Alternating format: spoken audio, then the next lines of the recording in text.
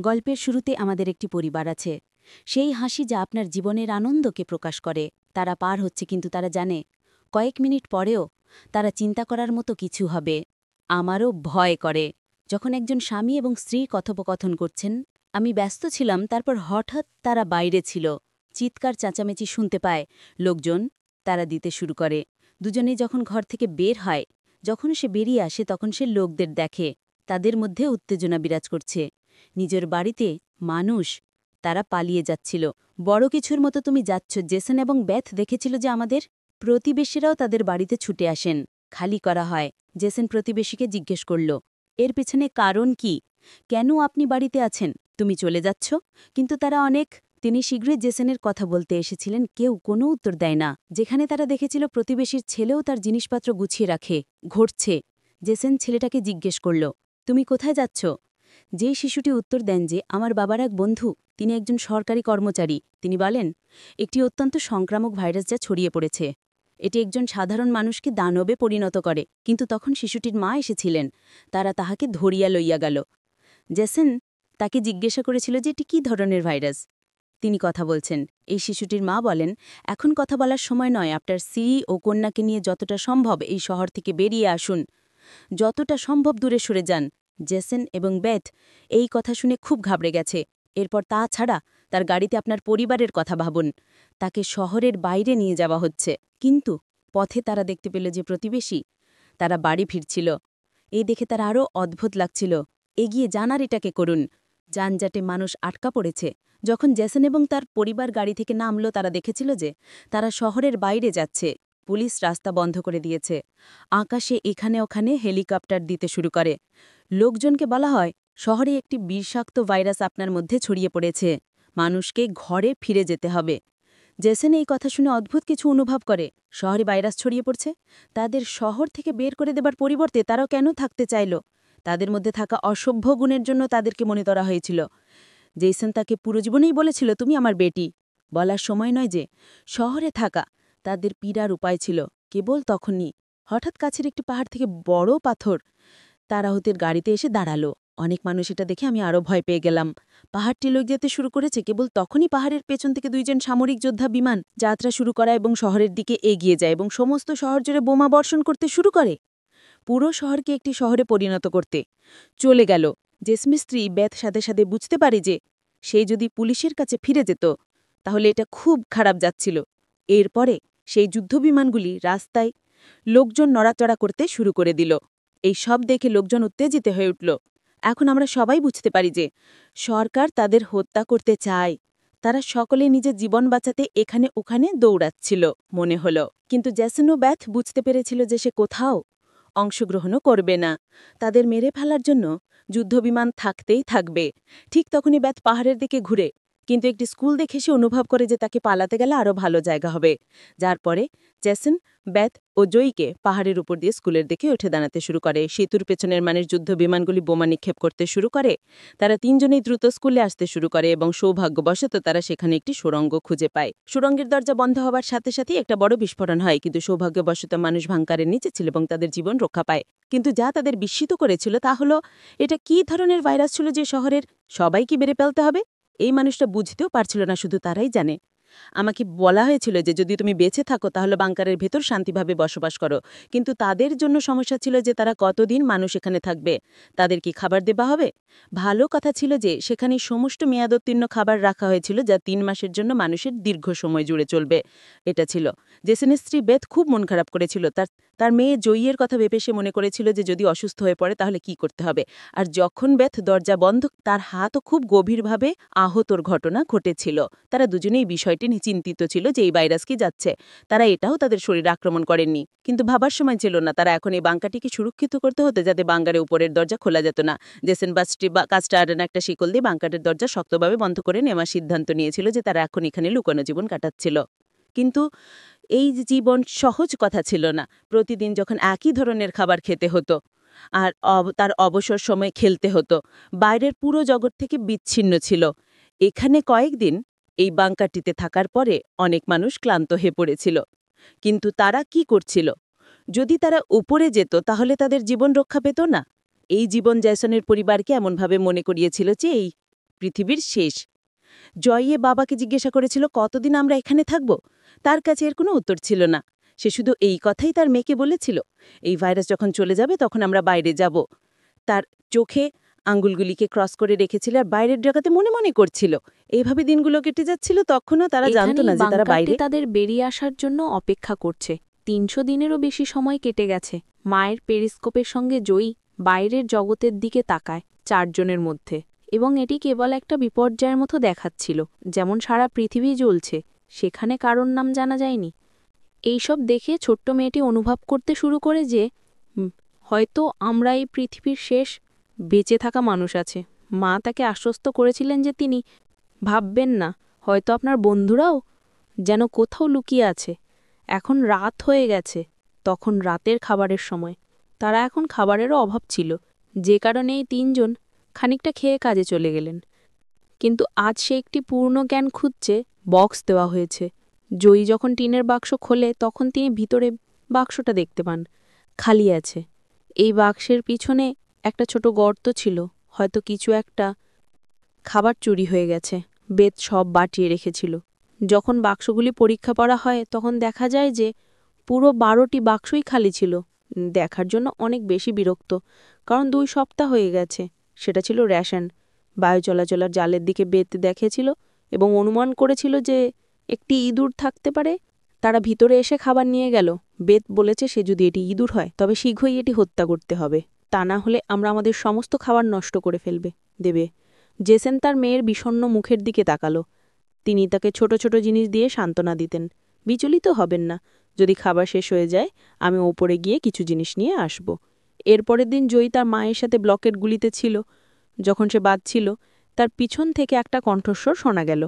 জয়ী যখন পিছন ফিরে তাকালো, একটি ইঁদুর আবার টিনটা চুরি করতে ঢুকলো। এখান থেকে প্রথমে সে পালিয়ে যায়। জয়ী সঙ্গে সঙ্গে আপনার বন্ধুদের ফোন করুন। আজ তারা এই ইঁদুরটিকে যে কোনো মূল্যে মেরে ফেলতে হয়েছিল। জেসন রেগে ছুরিটা বের করে টুকরো টুকরো করে কেটে নিন এগিয়ে গেল, কিন্তু এটি একটি ছোট মাউস খুব তাড়াতাড়ি হয়ে গেল। তিনি জেসনের সঙ্গে নিজেকে হত্যা করে পালিয়ে গিয়ে টেবিলের উপর শুয়ে পড়ল। লণ্ঠনটিও নামানো হয়েছিল। যখনই সে তার বিল ঢুকতে যাচ্ছিল তখনই হঠাৎ বেদ ইঁদুরটিকে মেরে ফেলেছে। এতটুকুতেই ইঁদুরের হত্যায় আনন্দেই করছিল। ধীরে ধীরে লণ্ঠনটি অন্যদিকে পড়ে আগুন আরও জ্বলে ওঠে। জেসন দৌড়ে লণ্ঠনের কাছে গেল। বন্ধ হতে শুরু করেছে, কিন্তু সেই লণ্ঠনটা খুব গরম। জেসনের হাত এবং লণ্ঠন পুড়ে গেছে। আগুনেই পুরো টেবিল পুড়ে গেছে। বেদ জানলা ভেঙে আগুন নেভানোর চেষ্টা করে। জেসন কল থেকে অর্ধেক বালতি জল বের করে আগুন লাগিয়ে দেন। তাদের দুজনের মতো আগুন নেভানো হয়েছিল, কিন্তু বিপদ এখনও শেষ হয়নি। কিন্তু এখন তাদের জন্য এটা আরও কঠিন। আগুন বড় হতে যাচ্ছিল, কারণ সেগুলি নেভানো হয়েছিল, কিন্তু আগুন থেকে ধোঁয়া, পুরো বাংকারটাই ধোঁয়ায় ভরে গিয়েছিল এবং এই ধোঁয়া ধীরে ধীরে বায়ু চলাচলের জালের উপরে উঠে গিয়ে সে বাইরে যাচ্ছিল। এটা দেখে সবাই অবাক হয়ে যায়, কারণ ওখানেই ধোঁয়া থাকছে। এটা প্রকাশ্যে ছিল। এখন সবাই নিঃশ্বাস বন্ধ করে বসে আছে। জেসন বলেছিল হয়তো রাত হয়ে যাবে, অন্ধকার ধোঁয়াকে লুকিয়ে রাখবে এবং কেউ ওনার অবস্থান সম্পর্কে জানবে না, খুঁজে বের করবে। তারা ৩ জন সারা রাত আতঙ্কে কাটায়, জেগে থাকে। পরের দিন সকালে সে নিজেকে সান্ত্বনার জন্য পেরিস্কোপ থেকে উঁকি দেয়। তার পায়ের নিচে মাটি কেঁপে ওঠে। তারা দেখতে পেলে বাইরে প্রচুর ধোঁয়া রয়েছে। কলিং বেলটা উঁচু করা হলো। যারা মানুষ দেখে হতাশা বেড়েই যাচ্ছিল। তারা বেশ নিশ্চিত তার অবস্থানের রহস্য উন্মোচিত আছে। তখনই বেদ বলেছিল যে যদি ধোঁয়া, তিনি নিশ্চয়ই ছাই সংগ্রহ করেছেন, যা তদন্ত করা হচ্ছে। তারা কোথায় আছে তা খুঁজে বের করতে পারি। তাই এখন আমাদের ছাই পরিষ্কার করতে হবে। এরপর স্বামী স্ত্রী বাইরে গিয়ে বাড়ি পরিষ্কার করার সিদ্ধান্ত নেয়। যাওয়ার আগে জেসন মেয়েকে বলেছিল যে আমাকে প্রতিশ্রুতি দাও, আমি তোমাকে বাইরে থেকে শুনছি বা কিছুই হবে না, শুধু তুমি বাইরে বেরোতে হবে। তার মেয়েকে প্রতিশ্রুতি দিয়ে তারা দরজা খুলে দেয়। বাইরের শব্দগুলি মনোযোগ সহকারে শোনে এবং নিশ্চিত যখন সেখানে কেউ নেই তারা একসাথে দরজা খুলে সে ঘর থেকে বেরিয়ে এলো। এখন বাড়িতে তার মেয়ে একা। এটা তার বাবা মা অপেক্ষা করছিলেন, কিন্তু অনেকক্ষণ অপেক্ষা করার পরে যখন তার বাবা মা ফিরে আসেনি তখন সে উঠে টেলিস্কোপের বাইরের পরিস্থিতি দেখতে শুরু করে। শীঘ্রই সে দেখতে পায় যে তার বাবা মা বাংকার ছিল। তারা দরজা বন্ধ করার চেষ্টা করছিল, কিন্তু তখন জয়ী এমন কিছু দেখতে পেল যা তাকে নিঃশ্বাস আমার গলায় আটকে গেল। সে দেখেছে দূরে জঙ্গলে একটা কালো ছায়া দ্রুত তাদের দিকে এগিয়ে আসছে, বাড়ছে, এবং বিদ্যার্থ খুব কান্না করছিল। সে তার বাবাকে পিছন ফিরে তাকাতে বলে, কিন্তু দূরত্বটা বেশি ছিল, তার মা বাবার কথা শুনে পাওয়া গেল না। একটা শিশু তার ভয়ে ভুলা গিয়ে সিঁড়ি দিয়ে ওপরে উঠে বাংকারের বাইরে বেরিয়ে এলো। যখন যে বেরিয়ে আসে তখন সে বুঝতে পারে যে তার বাবা মা আর সেখানে নেই। সেই শিশুটি হতাশায় তার বাবা মাকে ডাকতে শুরু করে। হঠাৎ পিছন থেকে কেউ তার গলা চেপে ধরল, অন্য কারণ নয়, কিন্তু সে তার মা নয়। কয়েক সেকেন্ড পর সেখান থেকে দ্রুত একঝাঁক বন্য হরিণ অতিক্রম করেছে, কিন্তু তিনজনই প্রাণে বেঁচে গেল। কিন্তু ভয়টা বেড়েই যাচ্ছিল। এই মধ্যে হরিণের পক্ষে এভাবে পালিয়ে যাওয়া নিশ্চয়ই বিপজ্জনক। আমি এটা এড়ানোর চেষ্টা করেছি। সবার বিপদ বুঝতে পেরে সে দ্রুত বাংকারের কাছে ফিরে গিয়ে তারা পালিয়ে গিয়ে বাংকারের মধ্যে প্রবেশ করে। জেসন বাংকারের দরজা বন্য কাঠের বার দিয়ে বন্ধ করে দেয়, তাকে বেঁধে লোহার রড দিয়ে গলা চেপে সবাইকে শান্ত থাকার আহ্বান জানায়। তারপর সে উপর থেকে একটা ধীর পদক্ষেপ শুনতে পায়। মনে হচ্ছিল একটা বাংকার এসে তার দরজার কাছে আসছে। কয়েক মিনিট হয়েছে। তিনি ক্রমাগত বাংকারের ওপর দিয়ে ঘুরতে থাকতেন। এটিই 3 ধাপের বাংকারের দরজা। এগিয়ে যাওয়া এবং সম্ভবত এখন ওপরে কি আছে সেটা কোনো ব্যাপার না। নিচে বেসমেন্টে কেউ একজন আছে। আতঙ্কে খুনি কাঁদতে শুরু করে। সে তাকে চুপ করিয়ে দেয় এবং বলে, যদি আওয়াজ বেরো তাহলে সব শেষ হয়ে যাবে। ওরা 3 জন আস্তে আস্তে বাংকারের দরজা খুলে দিল। তিনি অনেক দূর এগিয়ে গিয়েছেন। তিনি বাংকারের দরজা দিয়ে যদি কেউ উপর থেকে বাংকারের দরজা খুললে আমরা তাকে দেখিনি। কিন্তু তারপর যে দড়িটি তার হাতে পুতুলটি ধরেছিল একটি স্ক্রুতে আটকা পড়ে। সেই স্ক্রু ধীরে ধীরে চলতে শুরু করে। এটা দেখে এবং অতীতের নিঃশ্বাস আটকে গেছে, কারণ দড়ি পুতুলের ভয়েস সুইচটির সাথে সংযুক্ত ছিল। কিছু করার আগেই স্ক্রুটি একটি ফ্ল্যাশে এবং একই মুহূর্তে পুতুলের ভিতর থেকে আওয়াজ আসছে মনে হলো। জিসান সঙ্গে সঙ্গে পুতুলটি ছিঁড়ে ফেলে এবং এর ভিতরে থাকা স্পিকারটি ভেঙে দেয়। কিন্তু এখন অনেক দেরি হয়ে গেছে। যাতাদন ওপরে তারা তাকে অনুসরণ করছিল এবং তাকে মনে হয়েছিল। হঠাৎ ওপর থেকে একটা জোরে শব্দ হলো এবং তারপর ভারী পদক্ষেপের শব্দ সোজা বাংকারের ওপরে দরজার কাছে এসে থামল। অবশেষে আমি একটা জায়গা খুঁজে বের করে সেটা খুলে ফেললাম, চেষ্টা করতে লাগলাম। সে বাংকারের ঢাকনাটা ঠেলে দিয়ে ধাক্কা দেওয়া এবং শিকল করা হচ্ছে তার সত্ত্বেও বিপদ স্পষ্টভাবে অনুভূত হয়েছিল। শয়তান নিশ্চয়ই জানত যে নিচে কেউ একজন উপস্থিত, যদিও দরজাটি শক্ত। তাদের শিকল দিয়ে বেঁধে রাখা হয়েছিল, কিন্তু এটা একটা ভয়ঙ্কর ব্যাপার। একের পর এক তিনি ক্ষমতার সামনে চেইন ভেঙে পড়তে শুরু করে। জেসন বিষয়টি জানত। দরজা বেশিক্ষণ খোলা থাকে না, খুঁজে বের করবে। সে তাড়াতাড়ি ভিতরে ঢুকে জল গড়িয়ে পড়তে শুরু করে। এখানে বেদ সাহস দেখিয়ে সে বেয়ে ওপরে ওঠেন। আপনার শরীরের ওজন ব্যবহার করুন। দরজা বন্ধ রাখার চেষ্টা করে মনে হলো, কিন্তু তবুও লোহার ঢাকনা ধীরে ধীরে সেটা খুলতে শুরু করে।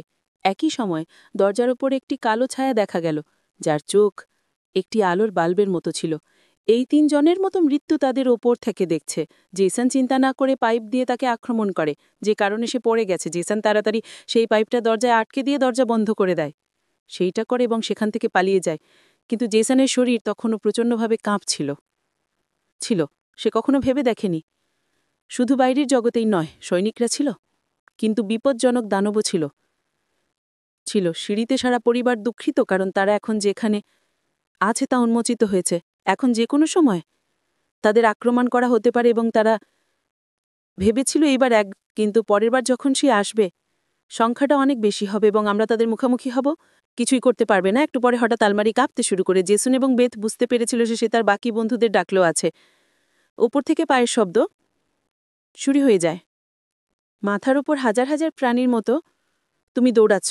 তারপর সে বাংকারের সব দরজা খুলে দেয়, কিন্তু তারা একত্রিত হয়েছে। তাদের ভয়ে বেথ এবং জুই কাঁপছিল। কেবল তখনই হঠাৎ একটা বড়সড় আক্রমণ শুরু হয়। এইবার এই শক্তি আগের চেয়ে বহুগুণ বেশি অবিচর এবং শক্তিশালী। লোহার দরজা ভেঙে পড়ে যায়। বাংকারের দরজায় অনেক চোখ জল জল করছে। তারা পেছন থেকে ভয় পেত। তারা পালাতে শুরু করত, কিন্তু শয়তানও তাদের পিছনে চলছিল। বেথ তার তেলের প্রদীপটা তুলে নেন নিক্ষেপ করে এবং তাদের মধ্যে পর্দায় আগুন। তারা 2 জনে মিলে আলমারিটা ধরে। তাদের মধ্যে রাস্তা বন্ধ করে দেওয়া হয়। তখনই তিনি তাড়াতাড়ি বাংকারের ভিতরে ঢুকে পড়েন, কিন্তু তারা জানত এটাই তাদের জন্য যথেষ্ট। বেশিক্ষণ অপেক্ষা করা যাবে না। তারা এখন পালাবার কোনো উপায় ছিল না। তখনই শিশুটি মাটির দিকে একটি বায়ু চলাচলের খোলা দেখতে দেওয়া হয়েছে। জেসন জোর করে এবং পুরোপুরি এটা ভেঙে দেয় এবং স্ত্রী ও মেয়েকে বাইরের দিকে ছেড়ে দেয়। কিন্তু বের হবার সময় যদি সে চেষ্টা করে তাহলে টাইট স্পেসের কারণে সে আটকে যেত। গেলেন। অন্যদিকে দানবরা তাদের দিকে এগিয়ে যাচ্ছিল। এখন যে জেসন এখান থেকে চলে যেতে হয়েছিল আমাকে, তার আর কোনো উপায় দেখছিলেন না। এসেছিল, তাই তার কাঁধের হাড় ভেঙে যায়। সে বেদনায় কাঁদতে শুরু করে, কিন্তু শীঘ্রই সে বায়ুর চলাচল ব্যবস্থায় প্রবেশের দায়িত্ব গ্রহণ করে নিজের কাঁধে নিলেন।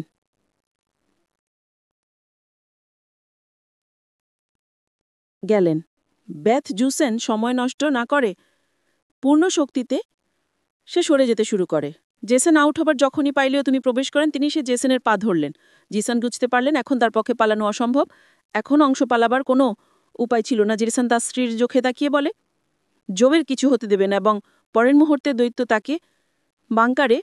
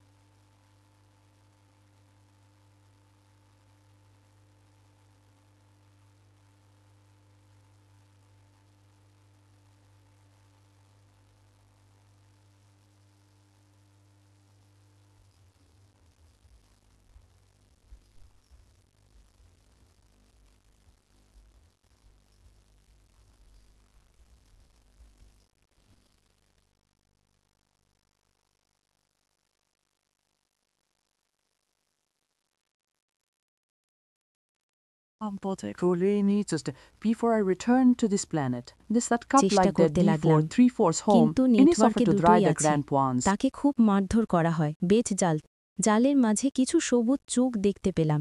কালো লোকেরা তাদের দিকে আসছে। কেবল তখনই এই হলো আসল ঘটনা। এই তো হলুদ চোখের লোক যারা বন্দুক ধরে আছে। আমরা ভেবেছিলাম আমরা ভূত, আসলে কেউ এলিয়েন বা ভাইরাসে আক্রান্ত ব্যক্তি নয় ছিল, কিন্তু সেটা ছিল সামরিক বাহিনী। গ্যাস মাস্ক এবং নাইট ভিশন চশমা পরুন ছিল। একই নীল চোখ যা তারে তৈরি করে। সে এক অন্য রকম পৃথিবী ছিল। কিন্তু প্রশ্ন হল, এই সৈন্যরা কারা? কেন তারা শত্রু ছিল? এই তো আপনার কাছে থাকা সমস্ত গোপন বিষয়গুলি একটু বাকি আছে। গল্পে জানতে পারবেন। এখন বেথ এবং জয়ী দুই সৈন্যের নিয়ন্ত্রণে ছিল। এই সৈন্যদের মধ্যে একজনের একটি বড় ইনজেকশনটি বের করে দুজনের গলায় দেওয়া হয়। পালাক্রমে স্পর্শ করে। যখন তাদের রক্তের পরীক্ষা নিরীক্ষা করে জানা যায় উভয়ই তারা একটি ভাইরাসে আক্রান্ত, যার মানে এই যে এই দুটোই পৃথিবীর জন্য হুমকি আছে। এখন তাদের হত্যা করা হবে। আসলে যখন ভাইরাসটি প্রথম ছড়িয়ে পড়েছিল, ছোট শহরগুলির অনেক মানুষ এর দ্বারা প্রভাবিত হয়েছিল। ভাইরাসটি বাতাসের মাধ্যমে ছড়িয়ে পড়ে, এবং ভাইরাসটি এক ব্যক্তি থেকে অন্য ব্যক্তিতে অত্যন্ত সংক্রমণযোগ্য, তাড়াতাড়ি হয়ে যাবে। সংক্রমিত ব্যক্তিরা এমনকি নিজেরাও তিনি জানতেন না যে তিনি অসুস্থ এবং সরকার এই ভাইরাসের কোনো প্রতিষেধক নেই ছিল না। সংক্রমিত মানুষকে হত্যা করা ছাড়া সরকারের আর কোনো উপায় নেই ছিল না। বেথ কাঁদে এবং বলে, দয়া করে আমার বাচ্চাটাকে ছেড়ে দাও। বেথ যখন সেটা দেখেছিল, এই সৈনিক এমনকি তার ছোট মেয়েও নয়। চলে যাওয়ার সময় তিনি পুরোপুরি রেগে গিয়েছিলেন। চলে গেলেন, তার মুখে কালো দাগ দেখা দিতে শুরু করে, কিন্তু তার আগেই তিনি কিছু করতে পারলেন না। এই সৈন্যের ঘাড় থেকে রক্তের ঝর্ণা ফেটে যায়, পড়ে যায়। তিনি মৃত্যু ছাড়া আর কেউ নয়। জেসন এখানে ছিল। জেসন আসলে বাংকারের মধ্যে মারা যায়নি, কিন্তু সেখানে নিজের ওপর নিয়ন্ত্রণ হারিয়ে ফেলেন। তিনি সব সৈন্য নিহত হয়। সেই সময় সে খুব রেগে গিয়েছিল, মুখে কালো ক্ষত এবং চোখ রাগে লাল হয়ে গিয়েছিল, এবং তার শরীরের শক্তি অনেক গুণ বৃদ্ধি পেয়েছিল, এবং পরিষ্কার তাকে দেখে মনে হচ্ছিল সে আর আগের মতো নয়, কিন্তু তার চেহারাটা ছিল অন্যরকম। তারা সৈন্যদের আক্রমণ করে এবং তাদের হত্যা করে মনে হলো, কিন্তু সে গরম হস্ত বুলেট থামতে না পেরে সে মাটিতে লুটিয়ে পড়ে। যখন সে সৈন্যবেধ এবং জোয়ারের দিকে অগ্রসর হন, দুজনেই পালিয়ে গেছে। সৈন্যরা তারা খোঁজাখুঁজি শুরু করেন, কিন্তু তাদের কোনো ধারণা ছিল না যে বেথও একটি দানবে পরিণত হয়েছিল, যার ছিল একটি গাড়ির ভেতর লুকিয়ে, এবং তিনি সৈন্যদের সঙ্গে যুদ্ধ শুরু করেন। তারা অনেক সৈন্য গুলি করে এবং তারপর আত্মহত্যা করে। গাড়ির ছাদে পড়ে যান তিনি। অন্ধকারে লুকিয়ে আমার মেয়ের সব দেখেছে আপনার। সে তার বাবা মায়ের উপরও রেগে যায়। তিনি এসে মেজাজ হারিয়ে ফেলেন। তিনি এই সল্প একটি সৈন্যকে নামিয়ে দিয়ে তার মুখোশ ভেঙে দেয়, এবং এটি তাকে হত্যা করতে যাচ্ছিল যে বেথ সময় নিয়ে তাকে থামিয়ে দেন। তিনি চাননি যে তার মেয়েও পশু হোক। বেথ সে তাকে শান্ত করে। আস্তে আস্তে মেয়েটার মন সবুজ অদৃশ্য হয়ে গেছে এবং আমার মানুষে বদলে গেছে। কিন্তু সৈনিকের ভাগ্য এমন হয় যে ভালো ছিল না। তার সুরক্ষামূলক মুখোশ ছিঁড়ে ফেলা পড়েছিল, এবং সে ধীরে ধীরে ভাইরাসের মুক্তি পাচ্ছিল। সংক্রমিত হন। অন্যদিকে ব্যাপারটা খুবই সিরিয়াস ছিল। মেয়ের মুখের দিকে তাকালো। সে 2 হাত তার চোখের দিকে তাকালো। ফিরি এবং জেসন চিরকালের জন্য তাদের চোখ বন্ধ করেছে। ঠিক সেই সময় আরেকটি হেলিকপ্টার